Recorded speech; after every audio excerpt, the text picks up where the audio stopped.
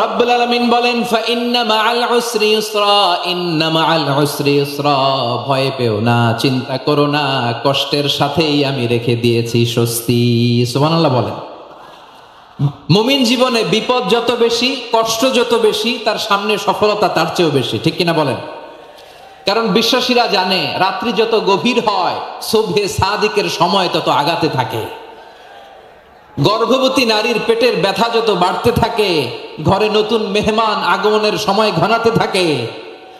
মুমিনদের উপর বিপদ, অত্যাচার, আপদ, পরীক্ষা যত বাড়তে থাকে, কালেমার পতাকা উড্ডয়নের সময় কাছে আসতে থাকে। বিশ্বাসীদের এগুলো হিসাব মেলানো অনেক আগে, এগুলো অনেক আগে হিসাব মেলানো।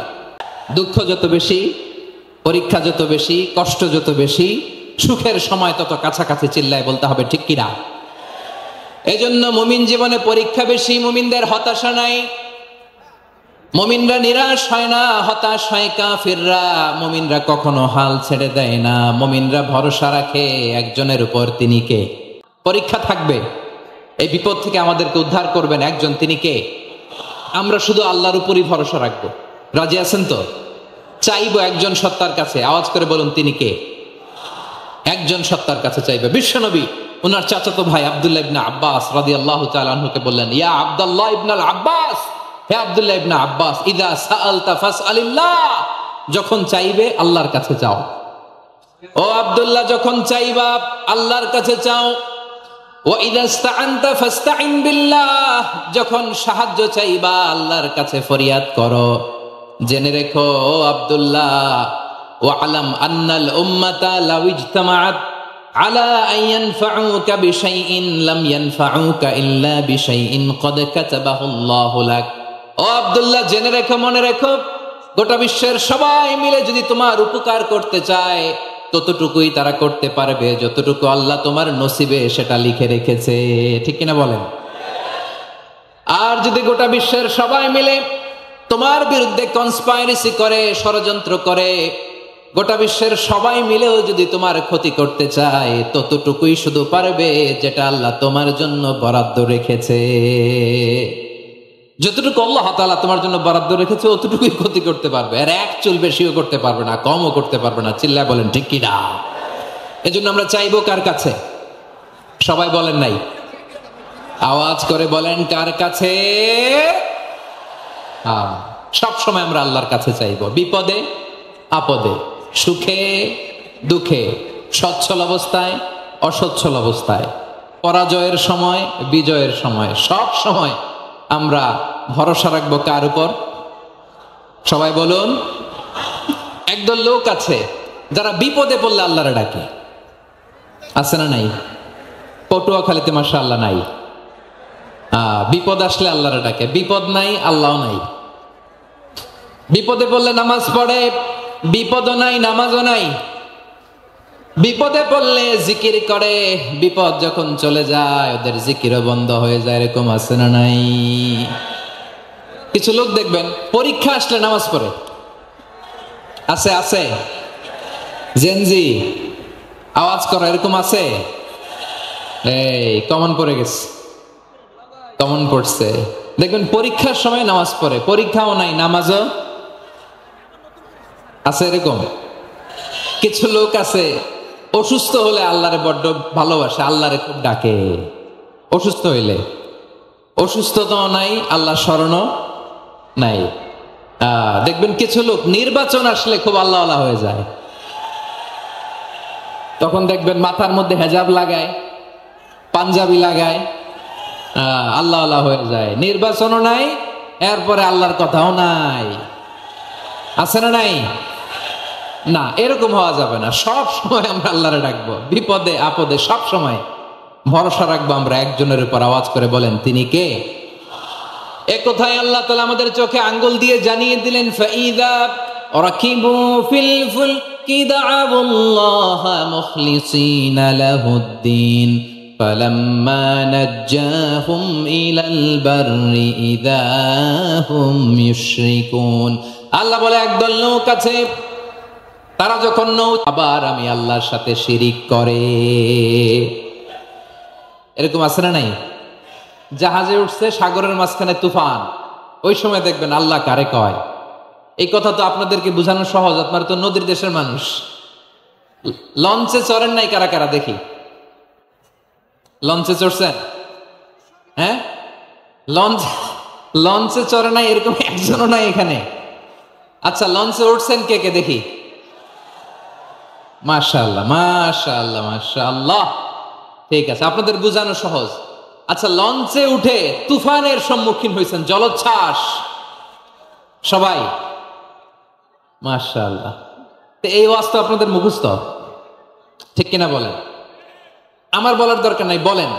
মাঝ নদী, তুফান, জলোচ্ছ্বাস, জলের মধ্যে উচ্ছ্বাস, ঢেউ, টর্নেডো, সাইক্লোন, মেঘের ঘনঘটা, পরিবেশ ঘুটঘুটে অন্ধকার, লঞ্চ একবার এদিকে আরেকবার ওইদিকে, ভিতরে কি অবস্থা হয় বলেন তো? হ্যাঁ, তখন মুসলিমও আল্লাহর ডাকে, হিন্দু আল্লাহর ডাকে, ঠিক কিনা বলেন? আস্তিক আল্লাহর ডাকে, নাস্তিক আল্লাহর ডাকে, ঠিক কিনা? লঞ্চের ভেতর, স্টিমারের ভেতর কান্নারে রোল পড়ে যায়, চিৎকারের রোল পড়ে যায়, সবার মুখ দিয়ে শুধু একটা আওয়াজ, লা ইলাহা, লা ইলাহা, লা ইলাহা, সুবহানাল্লাহ, আলহামদুলিল্লাহ, লা ইলাহা। আল্লাহ নামের জিকির করবে যারা, আল্লাহর কাছে প্রিয় তারা, আল্লাহর কাছে প্রিয় যারা, জান্নাতে প্রবেশ করবে তারা, জোরে লা ইলাহা, লা ইলাহা ইল্লাল্লাহ, লা ইলাহা ইল্লাল্লাহু মুহাম্মাদুর রাসূলুল্লাহ সাল্লাল্লাহু আলাইহি ওয়াসাল্লাম। তাহলে লঞ্চের ভেতরে যখন আমরা তুফানের মধ্যে পড়ি, তখন সবাই মিলে আমরা একটা নামের জিকির করি। নামটা কার? মুসলমানেরাও ডাকে, হিন্দুরাও ডাকে, আস্তিকও ডাকে, নাস্তিকও ডাকে, সবাই ডাকে একজনকে। তিনি কে? আবার দেখবেন ওই আল্লাহ তুফানের পরে, ঝড়ের পরে ওই লঞ্চটাকে যখন সদর ঘাটে ভিড়িয়ে দেয়, আবার আমরা নাফরমানি শুরু করে দেই। সে কথাই আল্লাহ বললেন, ফাইদা রাকিবু ফিল ফুলকি দাআউল্লাহ মুখলিসিনা লাহুদ্দিন ফালাম্মা নাজ্জাহুম ইলাল বাররি ইদা হুম ইউশরিকুন। সাগরে যখন তুফানে পড়ে আমি আল্লাহর ডাকে, আবার আমি আল্লাহ যখন বাঁচিয়ে দেই, আবার আমি আল্লাহর সাথে শিরিক শুরু করে। আমরা কি এরকম হতে চাই নাকি? এরকম করবেন? হ্যাঁ, না। আমরা তুফানে পড়লেও আল্লাহরে ডাকি, আবার বাঁচায় দেওয়ার পরেও ডাকি কারে? আল্লাহকেই ডাকি। বিমানের মধ্যে মাঝে মাঝে দেখবেন যে এয়ার টার্বুলেন্স হয়, জানেন? এয়ার টার্বুলেন্স জানেন তো? মাঝে মাঝে বিমানটা বাউন্সিং করে, বাম্পি, ভেরি বাম্পি ওয়েদার। শোনেন নাই? 40,000 ফিট উপরে যখন থাকে, তখন পাইলট মাঝে মাঝে বলে, dear passengers, ladies and gentleman, right now we are flying 40,000 feet above the ground and we are passing very air turbulence, very heavy air turbulence right now. Please fasten your seat belt. দেখবেন মাঝে মাঝে বলে যে, ভদ্র মহিলা, ভদ্র মহোদয়গণ, আমরা 40,000 ফিট উপর দিয়ে যাচ্ছি আর এয়ার টার্বুলেন্স ফেস করছি, মেহেরবানি করে আল্লাহর রাস্তে সিট বেল্ট বাঁধুন। তখন বিমানটা এরকম বাউন্সিং করে, শেকিং করে। আপনারা মুখোমুখি হয়েছেন? ইদানিং এই এয়ার টার্বুলেন্স বেড়ে গিয়েছে। গত বছর আমার ইন্টারন্যাশনাল অনেকগুলো ফ্লাইট ছিল, তো আমি দেখলাম যে আগের ফ্লাইটগুলোর তুলনায় এখন এয়ার টার্বুলেন্স খুব বেশি। আমি একটু রিসার্চ করে দেখলাম, ক্লাইমেট চেঞ্জের কারণে, জলবায়ু পরিবর্তনের কারণে আকাশের বাতাসের মুভমেন্টে পরিবর্তন হয়েছে, ফলে এখন বিমান শেকিং করে বেশি, বাউন্সিং, বাম্পি ওয়েদার। তো বলেন তো, 40,000 ফিট উপরে যখন আপনি, কয় হাজার ফিট? সবাই বলুন, কয় হাজার ফিট? 40,000 ফিট উপরে যখন আপনি, তখন যখন বিমানটা এরকম বাউন্সিং করে, সবাই যখন ভমিটিং করে বিমান নষ্ট করে দেয়, বমি করে, তখন বাঁচানোর কে আছে আল্লাহ ছাড়া? কেউ আছে? ওই মুহূর্তেও সবাই মিলে একজনের ডাকে আওয়াজ করে বলেন, তিনি কে? মাঝে মাঝে কিছু সোশ্যাল মিডিয়ায় কিছু ভিডিও পাওয়া যায় যে হেভি যখন এয়ার টার্বুলেন্স হয়, 10 সেকেন্ড 15 সেকেন্ডের কিছু ভিডিও পাওয়া যায়, বিমানটা এরকম বাউন্সিং করছে, বাম্পি ওয়েদার, কাঁপছে, মানুষগুলো বমি করছে, অক্সিজেন মাসগুলো সব ঝুলে পড়েছে, বিমানটা শুধু কাঁপছে। তখন দেখবেন বিমানের ভেতরেও এরকম লঞ্চের মতো চিৎকার আছে না নাই? বিমানের ভেতরেও তখন চিৎকার। গত বছর হিথ্রো এয়ারপোর্ট থেকে সিঙ্গাপুর এয়ারলাইন্সের একটা ফ্লাইট, হিথ্রো টু চাঙ্গি, একটা ফ্লাইটে এমন বেশি এয়ার টার্বুলেন্সের শিকার হয়েছিল ওই এয়ারক্রাফটটা, 33 জন যাত্রী সেখানে আহত হয়েছে, একজন যাত্রী নিহত হয়েছে। কেবিন ক্রুজ, এয়ার হোস্টেস যারা আছে, একজনের নাক ফেটে, চোখ ফেটে, কপাল ফেটে, ব্লিডিং হয়ে শয়লা। প্রিয় ভাইয়েরা, ওই 40,000 ফিট উপরে বিমানটা যখন কাঁপবে, তখন আমাদেরকে আল্লাহ ছাড়া আর কেউ বাঁচানোর আছে? এত আস্তে বললে হবে? ওই কঠিন মুহূর্তে আমার বাবা আমারে বাঁচাতে পারে, আমার বন্ধু আমারে বাঁচাতে পারে। এই গ্রাউন্ডে, জমিনের বুকে আমার প্রোটোকল, আমার ক্ষমতা, আমার দাম্ভিকতা কোনো কিছু আমারে বাঁচাতে পারে? একজন ছাড়া। চিল্লায় বলতে হবে, তিনি কে? সে আল্লাহ বললেন, গোলাম, আমি বিপদের সময় ঠিকই তোমাদের বাঁচিয়ে দেই। ওই বিমানের ভেতরে 40,000 ফিট উপরে যখন তোমরা এয়ার টার্বুলেন্সের শিকার হও, তখন নাস্তিকও আল্লাহরে ডাকে, হিন্দু আল্লাহরে ডাকে। জোরে বলেন ঠিক কিনা? আবার বিমানটা যখন শান্ত হয়ে যায়, একটু পরেই বিমানের স্ক্রিনের মধ্যে হিন্দি সিনেমা খোঁজে। বিমানের স্ক্রিনে কিন্তু বিশাল ওখানে আফলাম ফিল্মের একেবারে বোঝাই করা। বিমানটা শান্ত হইলে আবার হিন্দি সিনেমা দেখা শুরু করে। একটু আগে ডাকছিল কারে? দেখবেন বাংলাদেশে আমাদের ক্রিকেটাররা যখন অন্য কোনো দেশের সাথে খেলে, অনেক সময় এমন হয়, বল বাকি একটা, রান দরকার 6টা। বল বাকি কয়টা? পটুয়াখালী বুঝে নাই বোধহয়। বল বাকি কয়টা, রান দরকার। আপনি দেখবেন ক্যামেরাম্যান তখন গ্যালারিতে খালি দেখায় দর্শকদের যে কি অস্থিরতা। হিপ হপ স্টাইলের মেয়েটা, যে মেয়েটার ওড়না এতক্ষণ ছিল গলায়, এতক্ষণ কই ছিল, ওই মেয়েটা দেখবেন ওড়নাটা টেনে মাথায় দিয়ে এরকম মুনাজাত ধরতেছে, আল্লাহ আল্লাহ, একটা ছক্কা, আল্লাহ আল্লাহ, আমার লাল সবুজের পতাকারে তুমি অপমানিত কইরো না আল্লাহ, ইন্ডিয়ার সাথে আমাদের খেলা, আল্লাহ আল্লাহ, একটা ছক্কা, একটা। পুরো পুরো খেলা জুড়ে এই মেয়ের ওড়না ছিল গলায়, কিন্তু যখন 1 বলে 6 রান দরকার, ওড়না চলে আসছে কোথায়? মাথায়। আবার মুনাজাত আছে না নেই? ঠিকই বাংলাদেশের দামাল ছেলে এমন এক শট মারলো, বল চলে গেল স্টেডিয়ামের বাইরে, ছক্কা, জিতে গেলাম আমরা। পুরো স্টেডিয়াম জুড়ে চিৎকার, হই হুল্লোড়, মৌজ মাস্তি।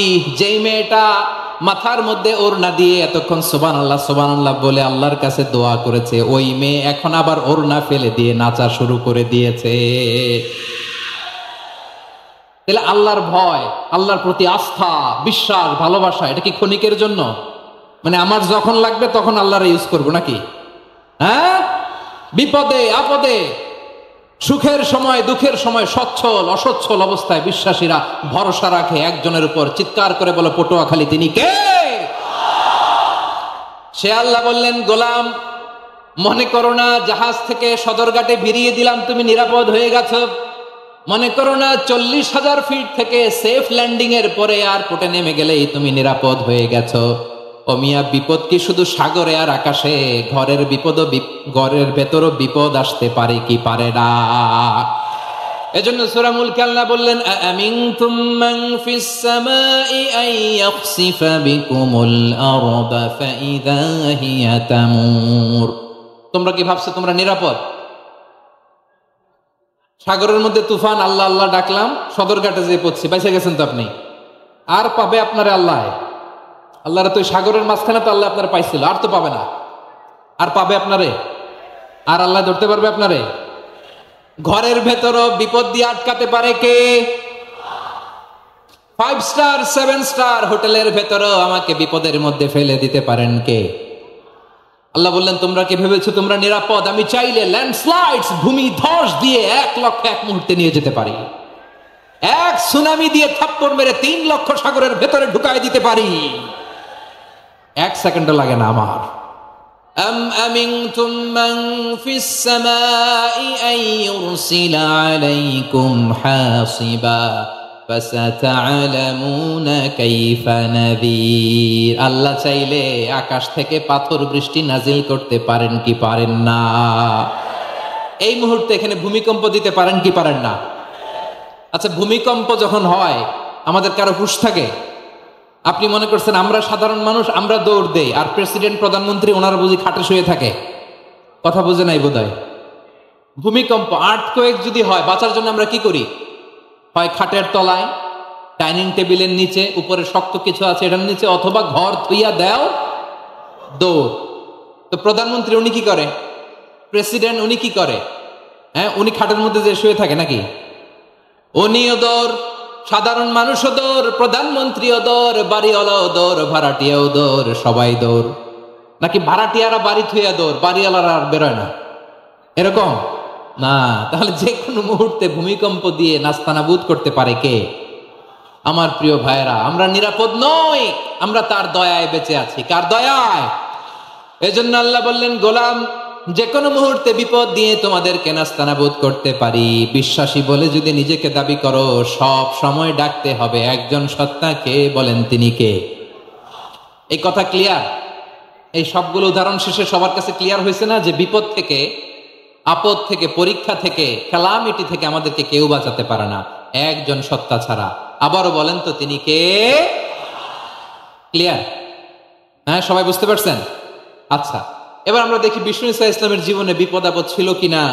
উনি বিপদ আসলে কিভাবে ডিল করতেন, বিপদ আসলে কোন দোয়া পড়তে হয়, কিভাবে ফরিয়াদের হাত উত্তোলন করতে হয়, কিভাবে রবের দরবারে নতজানু হয়ে ফরিয়াদ করতে হয়, এটা জানার দরকার আছে না নাই? আসুন আমরা বিশ্বনবীর জীবনী থেকে দেখি বিপদ আসলে উনি কি করতেন। বিপদ আসলেই প্রথমে বিশ্বনবী সাল্লাল্লাহু আলাইহি ওয়াসাল্লাম একটা দোয়া পড়তেন। কি পড়তেন?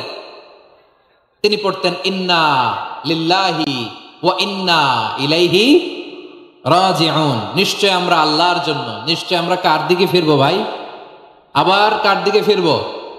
আওয়াজ করে বলুন তো, আমরা এসেছি কার কাছ থেকে? আবারও ফিরে যাব কার কাছে? এজন্য বিশ্বনবী পড়ছেন, ইন্না লিল্লাহি ওয়া ইন্না ইলাইহি রাজিউন। নিশ্চয় আল্লাহর জন্য, ওই আল্লাহর দিকেই আমরা ফিরে যাব।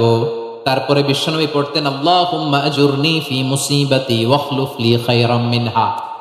একসাথে প্রথমে পড়তেন ইন্না লিল্লাহি ওয়া ইন্না ইলাইহি রাজিউন, তারপর পরে পড়তেন আল্লাহুম্মা আজুরনি ফি মুসিবাতি ওয়াখলুফ লি খায়রাম মিনহা। মানে আল্লাহ, এই যে আমি বিপদে ধৈর্য ধারণ করলাম, এটার সব তুমি আমার দাও, আর যেটা হারালাম এর চেয়ে ভালো কিছু দিয়ে মেকআপ করে দিও। তাহলে বিপদ এলে আমরা কি পড়ি? কথা বুঝলে সবাই উত্তর দিতে হবে। বিপদ এলে কি পড়ি? তাহলে বিপদ এলেই আমরা এখন থেকে ইন্না লিল্লাহ পড়বো, নাকি হায় হুতাশ করবেন? একদল আছে হায় হুতাশ করে, হায় আল্লাহ রে, মোর কি হইল রে, মুই কি হরমু রে, মুই কমবে জামু রে। আছে না নাই? এরকম বিলাপ করতে নিষেধ করেছেন বিশ্বনবী। কি করব, কই যাব, কি হবে, হায় হায়, এরকম হাহুতাশ আছে না নাই? বিশ্বাসীরা হাহুতাশ করে না, তারা ইন্না লিল্লাহ পড়ে। কি পড়ে মনে থাকবে? আমরা পড়বো ইন্না লিল্লাহি ওয়া ইন্না ইলাইহি রাজিউন। নিশ্চয়ই আমরা আল্লাহর জন্য, আমরা আল্লাহর দিকেই ফিরে যাব। এরপর পড়বো আল্লাহুম্মা